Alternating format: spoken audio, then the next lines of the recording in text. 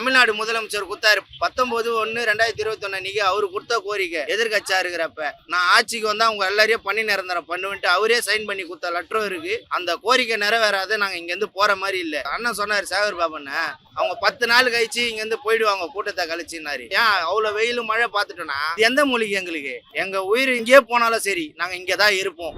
வேலைக்கு போனா வேலை உங்களுக்கு இல்ல, இதுக்கு மேல நீங்க ராம்கீல தான் போய் வேலை செய்யணும், விருப்பப்பட்டா அங்க போய் வேலை செய்யுங்க, இல்லைன்னா வீட்டுக்கு போங்க. 16,000 ரூபாய் இப்போ 23,000 சம்பளம் ஏறுறது தான் பார்ப்போம், இறக்குறது எங்கேயாவது பார்ப்போமா? 23,000 ரூபாய் நாங்க கோட்டை விட்டா நாங்க எப்படி வாடுறது? என் பசங்களை ஃபீஸ் என்ன, வாடகை என்ன, கரண்ட் பில் என்ன? வேலையே இல்லைன்னா அடுத்து நாங்க என்ன உயிர் வாழ்வோம்ன்றதே எங்களுக்கு தெரியாது. 2 வேளை சாப்பிட்றனால ஒரு வேலையாவது நான் சாப்பிட்றேன். இந்த வேலைக்கு வந்து தான் சாப்பிட்றேன். 1 கிளாஸ் அரிசி வடிக்கும் என் பொண்ணு, பெரிய பொண்ணு. அந்த அரிசியை வந்து கஞ்சி தண்ணி குடிச்சிட்டு போயிடுவாங்க. அந்த சாப்பாடை வந்து நான் எடுத்து வைப்பேன். ஏன்னா ஸ்கூல்லேருந்து வரும்போது பசிக்கும் பிள்ளைங்களுக்குன்ட்டு அந்த சாப்பாடை நான் வந்து ஈவினிங் கொடுத்துருக்கேன். மேயர் சொல்றாங்க பிரியா கான்ட்ராக்டுக்குள்ள போனா என்ன, அங்க வேலை இல்லைன்னு சொல்லலையே, 16,000 ரூபாய்க்கு போங்க அப்படின்னு சொல்றாங்க. பேட்டியில கொடுத்துருக்காங்க. நீங்க கான்ட்ராக்டுக்குள்ள போனா என்ன, நீங்க சொன்னதுதான் சட்டமா? 11 ஜோன் 11 10 ஜோன் போயிடுச்சு, அப்ப கேட்க வேண்டியது தானே. இப்ப ஏன் அரசியல் இது பண்றீங்களா நீங்க அப்படின்னு அவங்க பேசுறாங்க. நீ யாருமா எங்களை கான்ட்ராக்டுக்குள்ள விடுறதுக்கு? உனக்கு என்ன ரூல்ஸ் இருக்கு, உனக்கு என்ன அதிகாரம் இருக்குது? நீ ஒரு 5 வருஷம் தான் இருக்க போற. அது நாங்க நினைச்சாதான் நீ மேயர், நாங்க நினைக்கலன்னு நீ மேயரே கிடையாது. நாங்க அவங்க செய்யலன்னு சொல்லி தானே உங்களுக்கு ஓட்டு போட்டோம். நீங்க செய்ய வேண்டியது தானே. அதை நீங்க தான் இதே மாதிரி தான் தூக்கி நடத்துல நிக்க வச்சுக்கிறீங்க. 6 நாள் தொடர்ந்து இங்க உட்காந்துக்கிறோம். சாப்பிட்டோமா, சாப்பிடலையா, குளிச்சிக்கமா, குளிக்கல, பப்ளிக் பாத்ரூம் போயின்னு வந்துருக்கிறோம். மேயர் வராங்க, நம்ம சேகர் பண்ண வராரு, எல்லா அமைச்சர்களும் வராங்க. இந்த சைடு வந்து எங்களுக்கு ஒரு பார்வை பார்த்தா என்ன, பில்டிங் உள்ள வராங்க, பின்வழியாவே தான் போறாங்க. எனக்கு 2 பொம்பளை பசங்கண்ணா. எனக்கு கணவர் இல்ல, 13 வருஷம் ஆச்சு அவர் விட்டு போயிட்டு. இங்கே தான் இருக்கிறோம். பசங்க ஃபோன் பண்றாங்க, வாம்மா வந்துரு அப்படின்றாங்க. பெரிய பொண்ணுல நான் காலேஜை விட்டுடுறேன், நான் காலேஜ் போக மாட்டேம்மா, வேலைக்கு கூட போறேன், டைப்ரைட்டிங் எனக்கு தெரியும், எங்கன்னா வேலைக்கு போறேன்னு. அவளாவது படிச்சு வரணுமே, நாங்க தான் இந்த மாதிரி நிலைமையில இருக்கிறோமே, எங்க பிள்ளைங்களாவது படிக்கணும். இது வந்து அரசாங்கம் தானே நல்ல முடிவு எடுத்து எங்களுக்கு சொல்லணும். எங்க பிள்ளைங்க படிக்கணுமா இல்ல வேலைக்கு அனுப்பணுமா? எத்தனை நாளா இங்க போராட்டம் பண்ணிருக்கீங்க? பிரதானமா என்ன கோரிக்கையை வச்சு இங்க போராட்டம் நடத்திட்டு இருக்கீங்க? இது 6வது நாள் போராட்டம். 1ஆம் தேதியிலேருந்து இப்போதைக்கு 6வது நாள் ஆயிடுச்சு. எதுக்காகன்னு சொன்னால் 1ஆம் தேதி நாங்கள் வேலைக்கு போயிருக்கோம். வேலைக்கு போனால் வேலை உங்களுக்கு இல்லை, நீங்கள் என்யூஎல்எம் ஸ்டாப் கிடையாது, இதுக்கு மேலே நீங்கள் ராம்கீல தான் போய் வேலை செய்யணும், விருப்பப்பட்டால் அங்கே போய் வேலை செய்யுங்க, இல்லைன்னா வீட்டுக்கு போங்க. நீங்க என்ன ஸ்டாஃப் கிடையாதுன்னு சொன்னாங்க?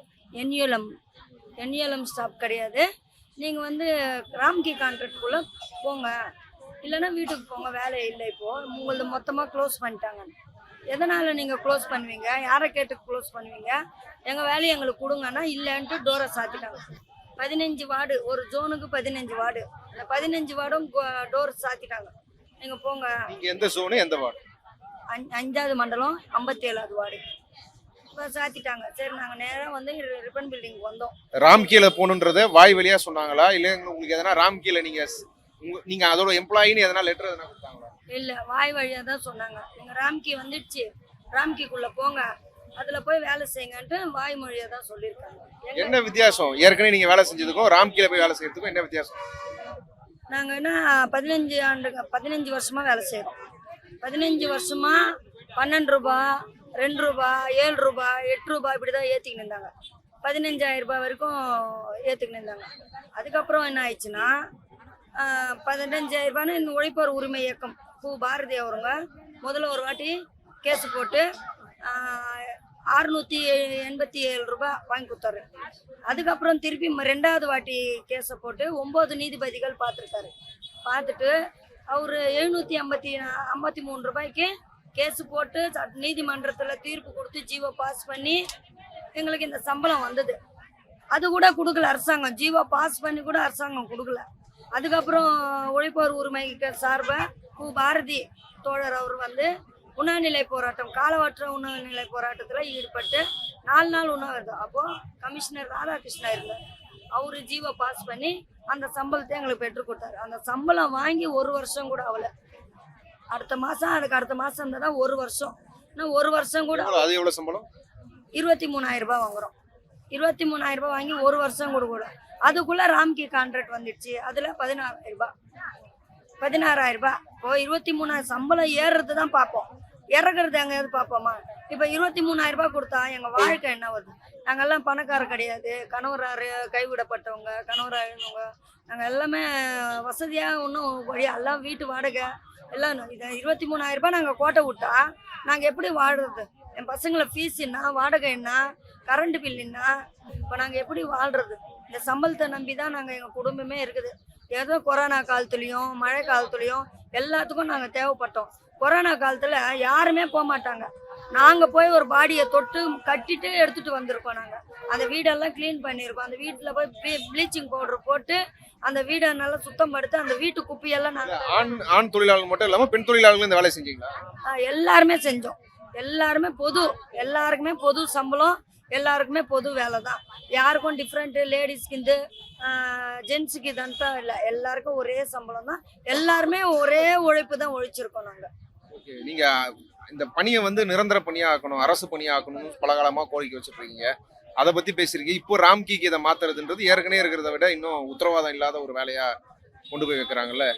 இப்போ இதை பேசியிருப்பீங்களா? இங்கே என்ன சொல்லியிருக்காங்க? அரசு தரப்பு மாநகராட்சி கிட்ட பேசினதுலேருந்து என்ன சொல்லியிருக்காங்க? நாங்கள் இந்த வேலைன்னா ராம்கியில் போனோம்னா எந்த பெனிஃபிட்டும் இல்லை. இஎஸ்சி பிஎஃப் இதெல்லாம் சொல்கிறாங்க. இதில் நாங்கள் 15 வருஷமாக வேலை செய்கிறோம். இந்த 15 வருஷமாக நீங்கள் ஏன் இஎஸ்சி பிஎஃப் காப்பீட்டு திட்டம் அதெல்லாம் பிடிக்கல? இப்போ ஒன்றுமே இல்லாமல் 15 வருஷத்துக்கு அப்புறம் கையில் ஒன்றுமே இல்லாத நீங்கள் அதுக்குள்ளே போய் சேருங்கன்னா எப்படி சேர முடியும்? அதனால் நாங்கள் சேர மாட்டோம்னு சொல்லிட்டு நாங்கள் வெளியே வந்துட்டோம். இப்போ என்னன்னா 23,000 ரூபாய்க்கு நாங்கள் கோர்ட்டில் கேஸ் போட்டிருக்கோம். இப்போ என்யூஎல்எம் ஸ்டாப்பாக இருந்துட்டு இப்போ ராம்கிக்கு போனோம்னா நாங்கள் எப்படி வாழ்கிறது? நாங்கள் பணி நிரந்தரம் ஆகும்ன்ட்டு தான் எல்லா கஷ்டத்தையும் பொறுத்துக்குன்னு எல்லாத்தையும் தாங்கிக்கிட்டு தான் நான் இந்த வேலை செய்கிறோம். எந்த நாய் செத்தாலும் பூனை செத்தாலும் ஓடுவோம். நாங்கள் சிஎம் வந்தால் நைட் 9 மணி வரைக்கும் இருப்போம். சிஎம் வர்றாரு, மெயின் ரோடுக்கு போங்க, அங்கே போங்க, எங்கே போங்க, வெரைட்டி அடிச்சிருக்காங்க எங்களை. அப்படியெல்லாம் இந்த தெரு முடிச்சா அடுத்த தெரு, அடுத்த தெரு முடிச்சா அடுத்த தெரு, அப்படியே எங்களை வேலை வாங்கி 3 மணி ஆகும், 3:30 மணி ஆகும், 4 மணி ஆகும், 9 மணி கூட சிஎம் வர வரைக்கும் நிற்போம். நாங்கள் அவங்க குடிச்சு போடுற பாட்டிலெல்லாம் பொறுக்கி டப்பாவில் போட்டுவிட்டு நாங்கள் எடுத்துகிட்டு போய் கொட்டிட்டு யார் குடிச்சு போகிறோம்? ஜனங்க பொதுமக்கள் சிஎம்ஐ பார்க்கறதுக்கு தண்ணி குடிச்சு குப்பியை போடுவாங்க. அதெல்லாம் க்ளீனாக வைக்கணும்ல. ஐயா வரும்போது நம்ம க்ளீனாக வைக்கலான்னு எப்படி? அதெல்லாம் நாங்கள் 9 மணிக்கு வீட்டுக்கு போயிட்டு தான் குளிச்சுட்டு சாப்பிட்டு படுப்போம். மறுபடியும் 5 மணிக்கெல்லாம் ஓடுவோம். உங்கள் பசங்க என்ன பண்ணுறாங்க? என்ன? எங்கள் வீட்டுக்காரர் 15 வருஷம் ஆச்சு இறந்து. இந்த வேலைக்கு வந்திருந்தா எங்கள் வீட்டுக்காரர் இறந்துட்டாரு. பசங்க நானே வளர்த்து ஏதோ என்னால் முடிஞ்ச வரைக்கும் அவங்களுக்கு படிப்பு கொடுத்துருக்கேன். ஒரு பையன் ஐடி படிச்சிருக்கிறாரு, ஒரு பையனுக்கு கல்யாணம் ஆயிடுச்சு, பொண்ணு ஒன்று கல்யாணம் ஆயிடுச்சு. இப்போ பையன் ஒருத்தர் இருக்கிறார். வேலை செஞ்சுதான் அவங்கள படிக்கும். ஆமாம், இந்த வேலை செஞ்சு தான் இதெல்லாம் நான் போனேன். வீடு வாசல் இல்லை, எல்லாம் வாடகை வீட்டில் இருக்கிறோம், கஷ்டப்பட்டேன். அப்போ கூட என்னை நம்பி தான் என் பசங்க இருக்காங்க. இன்னும் ஒரு பையன் இருக்கிறான் எங்களுக்கு. எல்லாருமே நம்ம என்னதான் கல்யாணம் ஆனாலும் நம்ம பசங்களை நம்மள தானே பார்த்துக்க முடியும். சேகர் பாபு, மேயர் பிரியாவும், அப்புறம் கமிஷனர் குருபரனும், அப்புறம் வா சுப்பிரமணியம், இவங்கெல்லாம் அவங்க துணை மேயர் எல்லாருமே இருந்து பேச்சுவார்த்தை நடத்துனாங்க. இதுக்குள்ள நீங்கள் 11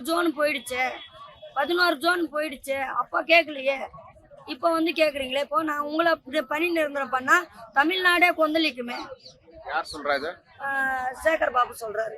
அப்போ தமிழ்நாடே கொந்தளிக்கும்னா அந்த ஆட்சியில் கான்ட்ராக்ட் விட்டாங்க, இந்த ஆட்சியில் எது கொடுறீங்க? அப்போ அவங்க பண்ண தப்பு நீங்கள் ஏன் பண்ணுறீங்க? மக்களுக்காக சரி, அவங்க மக்களுக்காக இல்லைன்னு வச்சுக்கோங்க. அப்போ நீங்கள் மக்களுக்காக தானே வரீங்க. நீங்கள் எதுக்கு அவங்க வாக்குறுதியே கொடுக்கலையே, பணி நிரந்தரம் பண்ணுவேன்ட்டு வாக்குறுதியே கொடுக்கல. நீங்கள் கொடுத்த வாக்குறுதி நீங்கள் நிறைவேற்றலாம்ல. ஒரு ஜோன் என்ன 2 ஜோன் என்ன? நீங்கள் கொடுத்த வாக்குறுதி பிரகாரம் தான் நாங்கள் கேட்குறோம். அவங்க பண்ண தப்பே நாங்கள் பண்ணுறோம், நீங்கள் அவங்கள கேட்கலையே, எங்களை மட்டும் கேட்குறீங்களேன்னா இது எந்த விதத்தில் நியாயம் சொல்லுங்கள்? போன ஆட்சியில் 10 ஜோன் கான்ட்ராக்ட் விட்டாங்க, இப்போ இருக்கிறது 5 ஜோன் தான். இந்த 5 ஜோனில் இந்த 2 ஜோன் விடுவாங்க. அப்போ இந்த 2 ஜோன் விட்டவங்க அந்த 3 ஜோன் விட மாட்டீங்கன்னு என்ன நிச்சயம் சொல்லுங்கள்? அப்போது எங்களுக்கு இதையாவது விட்டுருங்க, இதையாவது பணி நிரந்தரம் பண்ணி இந்த ஜோனாவது எங்களை விட்டுருங்க. 5 ஜோனாவது எல்லாமே கான்ட்ராக்ட்னா எங்கிருந்தோ வர ஓனர்கிட்ட நாங்கள் வேலை செய்யணுமா? மேயர் சொல்கிறாங்க, பிரியா கான்ட்ராக்டுக்குள்ளே போனால் என்ன அந்த சம்பளம் நாங்கள் கொடுக்கணும், நாங்கள் வேலை இல்லைன்னு சொல்லலையே, 16,000 ரூபாய்க்கு போங்க அப்படின்னு சொல்கிறாங்க. எப்போ தனியாக பேசும்போது சொன்னாங்களா? நேற்று பேட்டியில் கொடுத்துருக்காங்க. நீங்கள் கான்ட்ராக்டுக்குள்ளே போனால் என்ன, நீங்க சொன்னதுதான் சட்டமா? 11 ஜோன் 11 10 ஜோன் போயிடுச்சு, அப்ப கேட்க வேண்டியது தானே. இப்ப ஏன் அரசியல் இது பண்றீங்களா நீங்க அப்படின்னு அவங்க பேசுறாங்க.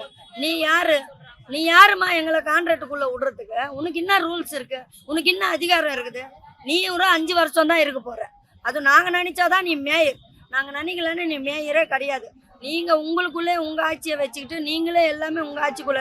இந்த குமரகுருபரன் வந்து ஒத்த கால நிக்கிறாரு, இவங்கள கான்ட்ராக்டுக்குள்ள அனுப்புங்க அப்படின்னு. கமிஷனர் குமரகுருபரன் வந்து எங்களை வந்து கான்ட்ராக்டுக்குள்ளேயே போய் சேர்க்கணும்.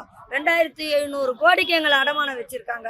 2500 கோடி நீ அடமானம் வைக்கிறத விட அந்த பணத்தை வச்சு எங்களுக்கு மாசம் மாசம் சம்பளம் கொடுத்து இதே பணியில எங்களை நீடிக்க வைக்கலாமே. ஆனா உங்க பேர் என்ன, நீங்க எத்தனை வருஷமா இந்த தொழில இருக்கிறீங்க, உங்களை பத்தி முதல்ல சொல்லுங்க. எனது பேர் ஏ மாரியப்பன், 7வது மண்டலம் 80 வார்டு. 15 ஆண்டு காலமாக இந்த தூய்மை பணியில் ஈடுபட்டு இருக்கேன். எங்களுடைய பெரிய கோரிக்கை என்னன்னா, தனியார் மையம் ரத்து பண்ணணும், பணி நிரந்தரம் வேணும். இதுதான் எங்களுடைய பிரதான கோரிக்கை. 2019/1/2021 முதல்வர் கடிதப்படி தற்போதைய முதல்வர் அன்றைய எதிர்க்கட்சி தலைவர், அப்போது வந்து சென்னை மாநகராட்சியில் கமிஷனர் பிரகாஷ் அவர்கள் இருந்தாங்க. அப்போது எல்லா மண்டலமும் தனியாருக்கு விடும்போது ஜோன் 7ல் தனியார் விடக்கூடாதுன்னு போராட்டத்தை நாங்கள் ஆரம்பித்தோம். 19/1/2021 அப்போ நாங்கள் போராட்டத்தை ஆரம்பிக்கும் போது 10 மண்டலங்கள் தனியார் மையம் போது அப்போதைய தற்போதைய சம்பளம் வந்து 753, இப்போதைய சம்பளம். அன்றைய கால சம்பளம் வந்து 391. ஆனால் ராம்கி நிறுவனம் வந்து கிட்டத்தட்ட 500 ரூபாய்க்கு மேலே கொடுக்குறாங்க. அப்போ ஜனங்களுக்கு எந்த ஒரு தெளிவும் இல்லை. இந்த நம்மளுடைய சென்னை மாநகராட்சியில் சம்பளம் கம்மியாக இருக்கு, தனியார் மையம் வந்து சம்பளம் அதிகமாக இருக்கு, வார விடுப்பு, தேசிய விடுப்பு, மகப்பேறு விடுப்பு இதுக்கு எல்லாமே இருக்கு, அதுவும் இல்லாமல் வாரம் ஒரு நாள் விடுப்பு இருக்கு. இதெல்லாம் ஜனங்களுக்கு அவங்களுடைய சிந்தனை இல்லாமல் ஏதோ இறங்கிட்டாங்க. ஆனால் 7வது மண்டலத்தில் பொறுத்த வரைக்கும் எண்ணியல்லாமல் நாங்கள் கிட்டத்தட்ட 7 வருஷமாக ஒர்க் பண்ணுறோம். அதுக்கு முன்னாடி சொர்ண ஜெயந்தி, அதுக்கு முன்னாடி கான்ட்ராக்ட்.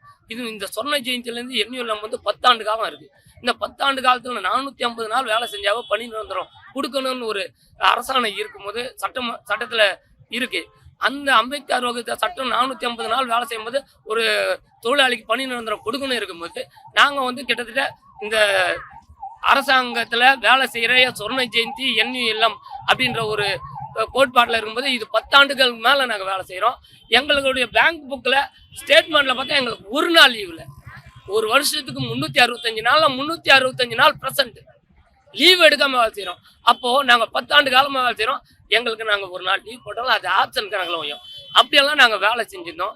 கொரோனா பீரியட், வரதா புயல், இதெல்லாம் ரொம்ப எங்களுடைய உயிரை பணியை வச்சு வேலை செய்கிறோம். எங்களுடைய உயிரை பணியை வச்சு அப்போ வந்து முதல்வர் வந்து பிரகாஷ் அவர்கள்கிட்ட இந்த தொழிலாளிகளை தனியார் மையம் விடக்கூடாது, இவங்களை பணி நீக்கம் பண்ணக்கூடாது, இவங்க வந்து கொரோனா பீரியட், வரதா புயல், நிவர் புயல் அனைத்துலேயும் இவங்க தான் ரொம்ப பாடுபட்டு இவங்க வந்து மதிக்கத்தக்கவங்க, இவங்க வந்து தூய்மை பணியாளர்கள், இவங்களுக்கு சரியான நீதி வழங்கணும். அவங்களுக்கு நீதிமன்ற வழக்கு விசாரணை எல்லாம் பார்க்காம உடனடியாக அவங்கள பணி நிரந்தரப்படுத்துங்கன்ட்டு அன்றைய எதிர்கட்சி தலைவர் இன்றைய முதல்வர் வாக்குறுதி கொடுத்தனர். அதுவும் இல்லாமல் தோழர்களை விடியல் ஆட்சி வரும் அப்படின்ட்டு 2020 வாக்குறுதி கொடுத்துருக்காரு. தேர்தல் வாக்குறுதி 153 பிரகாரம் எங்களுக்கு 10 ஆண்டு காலம் மேலே வேலை செய்கிற அனைத்து தொழிலாளையும் பணி நிரந்தரப்படுத்தணும்னு தேர்தல் வாக்குறுதி 153 சொல்லியிருக்கு. கடிதம் எழுதி மா சுப்பிரமணிய அவர்கள் வந்து இப்போதைய சுகாதாரத்துறை அமைச்சர் மா சுப்பிரமணியன் அவர்கள் வந்து அப்போ எங்களுக்காக சப்போர்ட் பண்ணி கமிஷனர்கிட்ட அந்த அளவுக்கு போராட்ட காலத்தில் இதே ரிப்பன் வழகம் முன்னாடி அவ்வளோ பிரச்சனை பண்ணாங்க. தோழர் மேயர் பிரியா அவர்கள் வந்து நீங்கள் இப்போ வந்து போராடுறீங்களே, அப்போவே நீங்கள் தடுக்க வேண்டியதானே. நாங்கள் அப்பத்துலேருந்து தடுத்து இருக்கிறது இந்த உழைப்பர் உரிமை இயக்கம் தான், வேற எந்த சங்கமும் இல்லை. நாங்கள் தடுத்து நிறுத்துங்கிறோம் அப்பத்துலேருந்து. அவங்களுக்கு இது தெரியுமா தெரியாதான்னு தெரியல. அந்த மாதிரி நாங்கள் போராட்ட காலத்தில் நிற்கிறோம். மே 16 தொடர்ச்சியாக நாங்கள் போராட்டம் நடத்திங்கிறோம். எதற்குன்னா இந்த தனியார் மையமானா பணி நிரந்தரம் எங்களுக்கு வேணும்ன்ட்டு. எதற்காக நாங்கள் வந்து 15 ஆண்டு காலம் 20 ஆண்டு காலம் 25 ஆண்டு காலம் தொழிற்சங்கத்தை தொழில் செஞ்சுங்கிற நாங்கள். என் பேர் ராஜேஸ்வரி, டிவிஷன் 52 ஒர்க் பண்ணுறோம். 10 வருஷமாக ஒர்க் பண்ணியிருக்கோம். இப்போ நீங்கள் அந்த தம்பியை கேட்டிருந்தீங்க என்னன்னுட்டு, இந்த மாதிரி உங்களுக்கு ராம்கி கான்ட்ராக்டை பற்றி உங்களுக்கு முன்னாடி சொல்லலையா, உங்களை கூட்டு வச்சு பேசலையான்னு கேட்டீங்க. எங்களை கூட்டு வச்சுலாம் யாருமே பேசலை. எங்களுக்கு திடீர்னு கூப்பிட்டு 2 யூனிஃபார்ம் கொடுத்தாங்க. 2 யூனிஃபார்ம் கொடுத்தாங்க, 2 கேப் கொடுத்தாங்க, ஒரு டவல் கொடுத்தாங்க. கொடுத்து எங்களுக்கு ஒரு சந்தோஷமாயிடுச்சு. ஏன்னா அது பர்மனன்ட் ஸ்டாஃப்க்கும் கொடுத்தாங்க. நம்மளுக்கு ஒரு நல்லது நடக்க போகுதுன்னு ஒரு சந்தோஷத்தில் இருந்தோம். திடீர்னு வந்து ராம்கிலேருந்து ஹெச்ஆர்ஓன்னு ஒருத்தர் வந்துருந்தார். என்ன இவர் வந்திருக்கிறாருன்னு கேட்டால் இவர் ராம்கி கான்ட்ராக்ட் போக போகுது அப்படின்னு இருந்தாங்க. என்ன இது இப்போ எல்லாருக்குமே ஒரு சரிசமமாக தானே இருக்கணும்னு. அப்போ அந்த ஹெச்ஆர்ஓ வந்து ஒரு 4-5 பேப்பர் வச்சுன்னு இருந்தார். உங்களுக்கு வந்து நாங்கள் பிஎஃப் பிடிக்கிறோம், இஎஃப் எல்லாமே பிடிக்கிறோம். உங்களுக்கு எதனா பணியில் வேலை செய்யும்போது உங்களுக்கு அடிப்பட்டு இறந்துட்டிங்கன்னா உங்களுக்கு 20 லட்ச ரூபா தரோம். கை போச்சுன்னா உங்களுக்கு 5 லட்ச ரூபா தரோம். கால் போச்சுன்னா 2 லட்ச ரூபா தரோம். உங்கள் பிள்ளைங்களுக்கு வேலை தரோம். உங்களுக்கு இவ்வளோ பெனிஃபிட் இருக்குது, இதெல்லாம் எங்களுக்கு இது பண்ணணும். அப்போ நாங்கள் என்ன சொன்னோம், சார் நீங்கள் வந்திருக்கீங்க, நீங்கள் அதனுடைய ஓனரா இங்கேன்னு. இல்லை நான் உங்களை மாரி ஒரு லேபர் தாமா அப்படின்னு. அப்போ நாங்கள் சொல்லியிருந்தோம், சார் நாங்கள் கோர்ட்டில் எங்களுக்கு கேஸ் நடந்துன்னு இருக்குது, எங்களுக்கு ஒரு நல்ல செய்தி வரணும் நாங்கள் எதிர்பார்க்குறோம், அது வெயிட் பண்ணுங்க. நாங்கள் இதுதான் பேசியிருக்கோம். 2 நாளில் மறுபடியும் வந்து மேலே ஏறி உங்களுக்கு வேலை கிடையாது, நீங்கள் ராம்கில செஞ்சு தான் ஆகணும், கீழே இறங்கிடுங்க எல்லாரும். எதனால் திடீர்னு இந்த மாதிரி முடிவுனா, உங்களுக்கு நாங்கள் இவ்வளோ பெனிஃபிட் தரோம், நீங்கள் ஒத்து வச்சு வர மாட்டேன்றீங்க. சரி மாநகராட்சிக்கு உங்களுக்கு இடம் கிடையாது, சரி மாநகராட்சிக்கு உங்களுக்கு எந்த சம்மந்தமும் கிடையாது. 10 வருஷம் நாங்கள் ஒர்க் பண்ணியிருக்கிறோம் காற்று மழையிலலாம். அப்போலாம் சென்னை மாநகராட்சி எங்களுக்கும் எப்படி சொல்கிறது, தாயா பிள்ளையா ஒரு உறவு இருந்தது. இவங்க ராம்கி ஒரு கான்ட்ராக்ட் வந்த பிறகு நீங்கள் யாருன்னு எங்களுக்கு தெரியாது, உங்களை ராம்கி கிட்ட ஒப்படைக்கிறேன்னு சொல்கிறாங்க.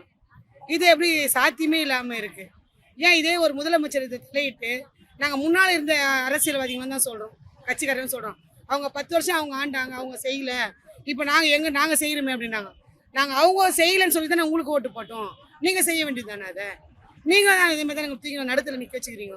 6 நாள் தொடர்ந்து இங்கே உட்காந்துக்கிறோம். மழை வெயில் காற்று, சாப்பிட்டோமா சாப்பிடலையா, குளிக்கல, பப்ளிக் பாத்ரூம் போயின்னு வந்துன்னு இருக்கிறோம். இப்படி வந்து அப்படி ரிப்பீட் பில்டிங் வராங்க, மேயர் வராங்க, நம்ம சேகர் பாபா வராரு, எல்லாருமே வராங்க போகிறாங்க, கமிஷனர் வராங்க, ஜாயின்ட் கமிஷனர், எல்லா அமைச்சர்களும் வராங்க. இந்த சைடு வந்து எங்களுக்கு ஒரு பார்வை பார்த்தா என்ன, மேயர் உங்களை வந்து இங்க பார்க்கவே இல்லையா? இந்த சைடு யாருமே எங்களை வந்து ஒரு பார்வை பார்க்கல. எல்லாம் ரிப்பீட் பில்டிங் உள்ள வராங்க, பின்வழியாவே தான் போகிறாங்க. ஏன் டீச்சர்ஸ்லாம் பர்மனன்ட் பண்ணீங்க, ஏன் எங்களை பண்ணா என்ன? இப்போது ராம்கி கான்ட்ராக்ட்ல எங்களுக்கு இவ்வளோ இருக்குது, இவ்வளோ உங்களுக்கு நாங்கள் தரோம்லாம் சொல்கிறீங்க. அதே எங்களுக்கு பர்மனன்ட் ஆர்டர் கொடுங்க. எங்களுக்கு பர்மனன்ட் ஆர்டர் கொடுத்து அதில் எல்லாமே எங்களுக்கு கிடைக்க போகுது. நாங்கள் சென்னை மாநகராட்சியில் வேலை செய்யறது எங்களுக்கு விருப்பம், ராம்கி கான்ட்ராக்ட்ல போய் வேலை செய்ய எங்களுக்கு விருப்பம் கிடையாது.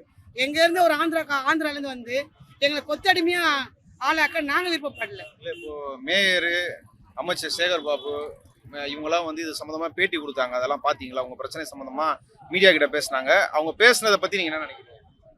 அன்னைக்கு எங்களுக்கு ஜியோ பாஸ் ஆச்சுன்னு ஒரு மெசேஜ் வந்தது. அப்போ நாங்கள் வந்து உழைப்பர் உரிமை சங்கம் தலைவர் நம்ம அண்ணன் பாரதி அண்ணனை பார்க்க போயிருந்தோம் அம்பத்தூரில். அங்கே வந்து எங்களுக்கோசம் 5 தோழர்கள் வந்து உண்ணாவிரதம் இருந்தாங்க.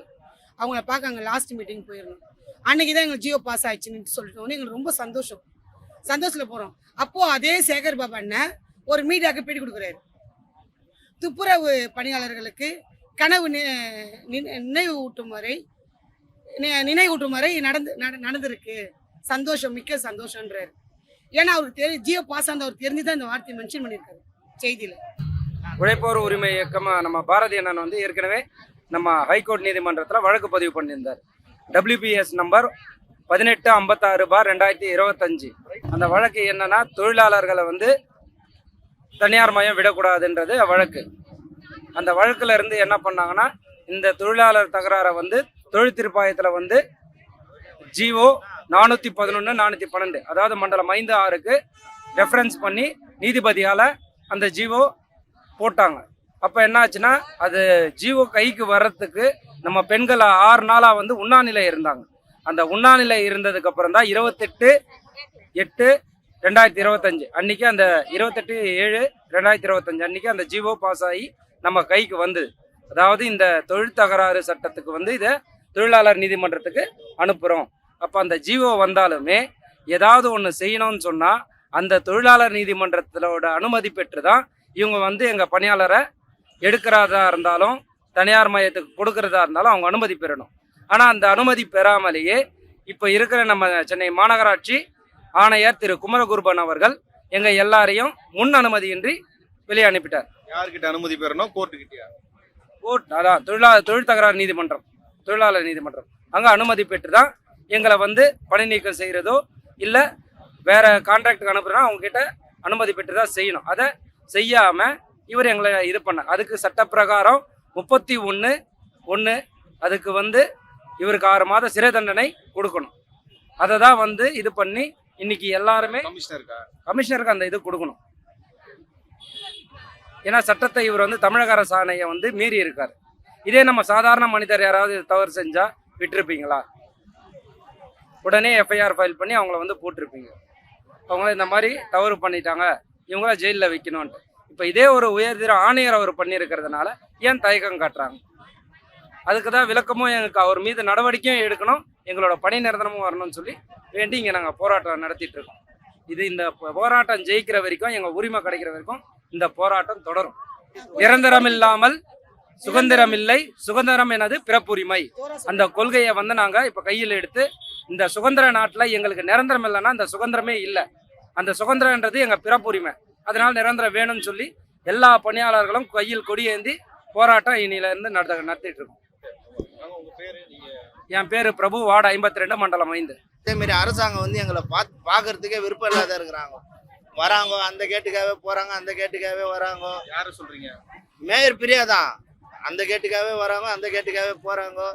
எங்களை பார்க்கறதுக்கு சுத்தமாக அவங்களுக்கு விருப்பம் இல்லை.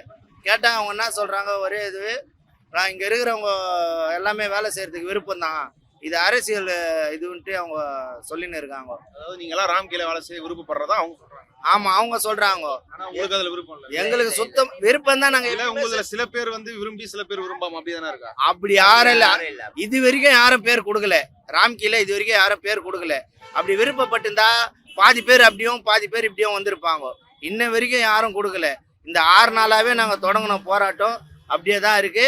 அவங்க செய்யறது அவங்க செஞ்சுன்னு தான் இருக்காங்க.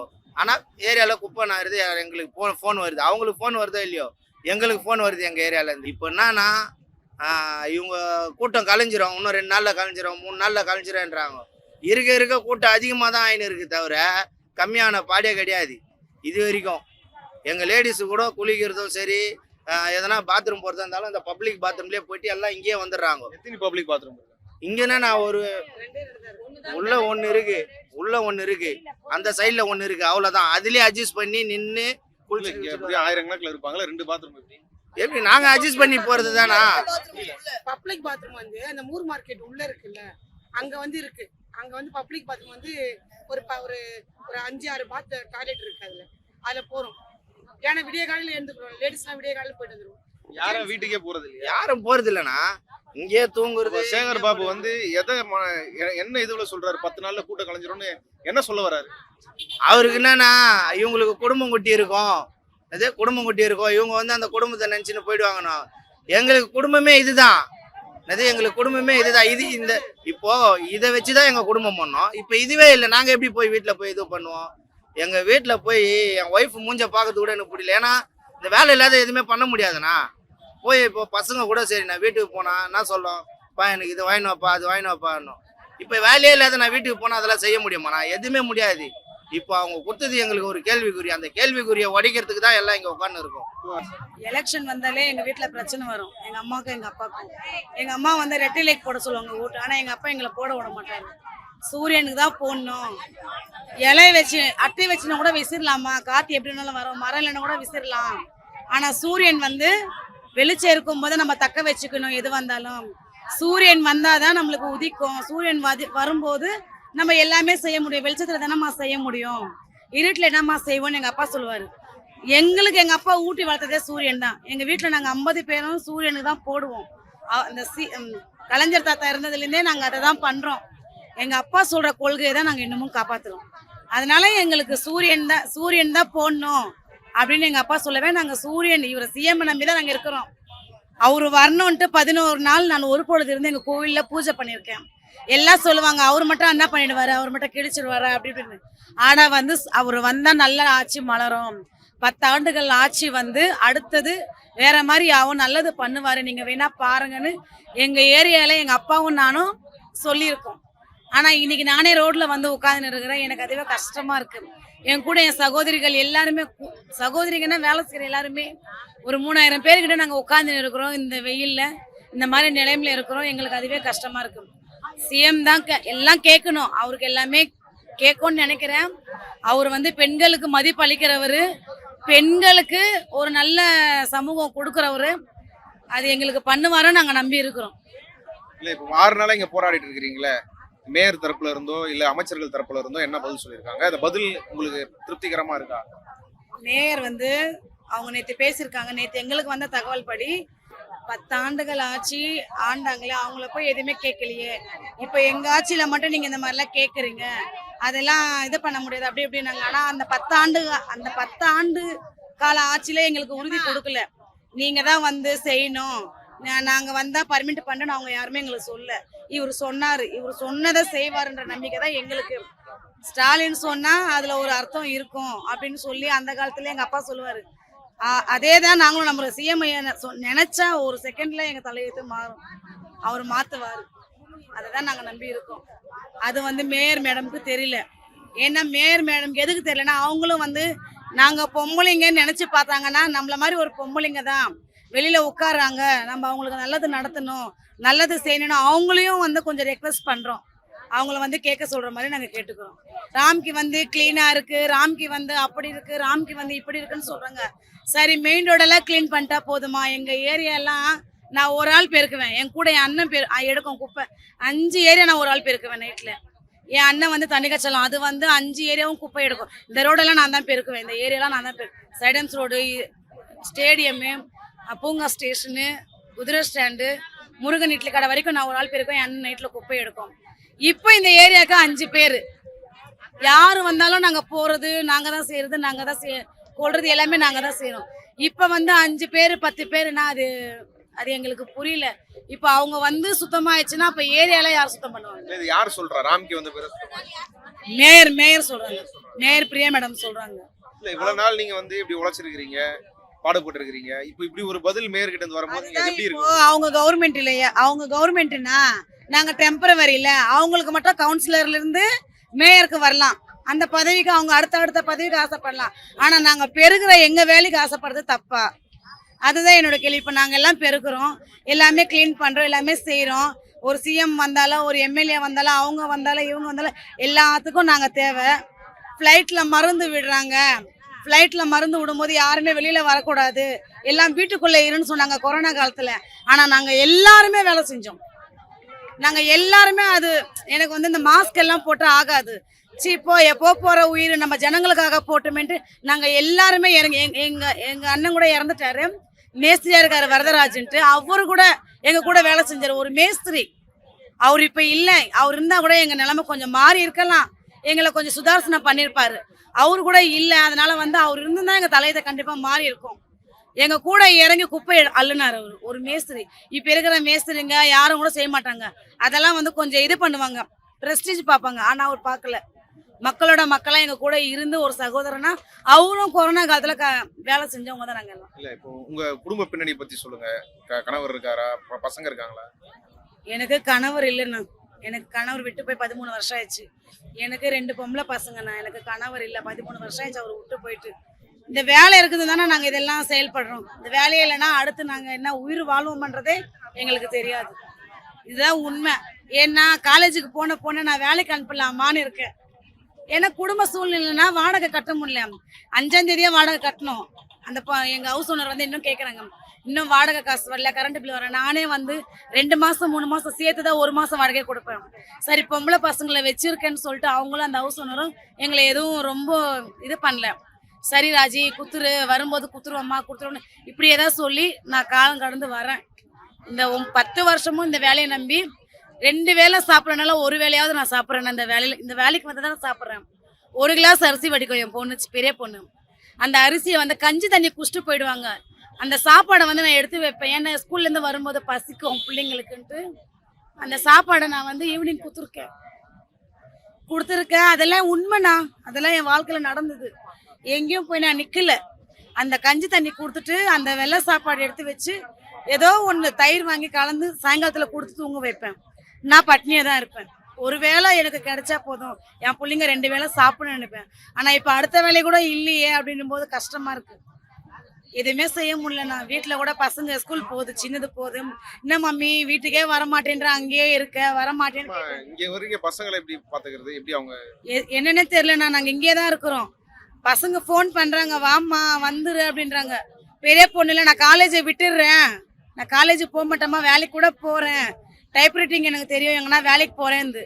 அவளாவது படித்து வரணுமே, நாங்கள் தான் இந்த மாதிரி நிலைமையில இருக்கிறோமே, எங்கள் பிள்ளைங்களாவது படிக்கணும், இந்த வேலை இருக்குமா, நீ ஏமா படிப்பை விட்டுறேன்ற. 23,000 ரூபாய் நான் அம்மா சம்பளம் வாங்குறேன், அதில் வச்சு நான் உங்களை படிக்க வைக்கிறேமான்னு தைரியமாக இருந்தேன். அதை தான் என் பொண்ணு சொல்லு, நீ அவ்வளோ தைரியமாக பேசுனியம்மா, இப்போ எங்கே போயிடுச்சு அந்த தைரியம்னு கேட்குறாங்க. இது அரசாங்கம் தானே நல்ல முடிவு எடுத்து எங்களுக்கு சொல்லணும். எங்கள் பிள்ளைங்க படிக்கணுமா இல்லை வேலைக்கு அனுப்பணுமா? இந்த 9வது போகிறேன், கடன் பிரச்சனை இருக்கு, ஒரு 5 லட்சம் கிட்ட. அவளையும் எங்கன்னா போயிட்டு பாலிஸ்டர் ஸ்டீல் பட்டில் வேலைக்கு விடுவணும், இல்லை இவ்வளோ எத்தனை போய் எங்கன்னா துணி கட்டில் வேலைக்கு விடுவோன்னு எனக்கு தெரியலண்ணா. இதை தான் நான் நலம் கடந்து இருக்கிறேன். உங்க பேரு எந்த வார்டுல வேலை செய்யுங்க? என் பேர் எம் ராஜேஸ்வரினா, 58 டிவிஷனில் வேலை செய்கிறேன், ஜோன் 5ல இருக்கிறேன் நான்.